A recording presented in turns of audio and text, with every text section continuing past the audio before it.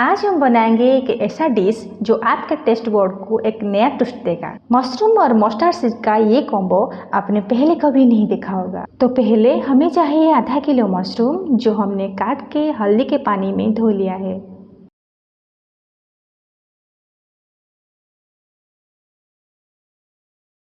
एक आलू जो हमने छोटे क्यूब्स में काट लिया है। मसाला के लिए 2 प्याज, 1 टमाटर लिया है।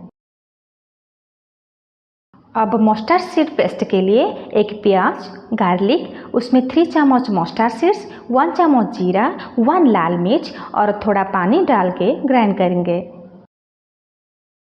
एक गरम पैन में थोड़ा सा तेल लें।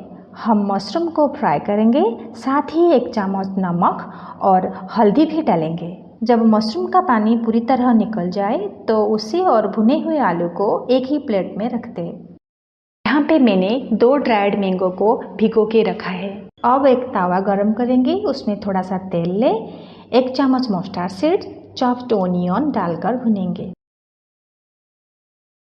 जब ओनियन गोल्डन ब्राउन हो जाए तो उसमें 1 चॉप्ड टमाटर, 1 चम्मच हल्दी और मस्टर्ड सीड का पेस्ट डालकर अच्छे से भुनेंगे।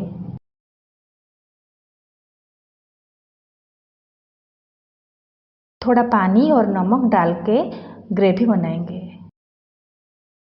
अब 2 ड्राई मैंगो पीसेस जो हमने पानी में भिगोया था इस ग्रेवी में डालेंगे।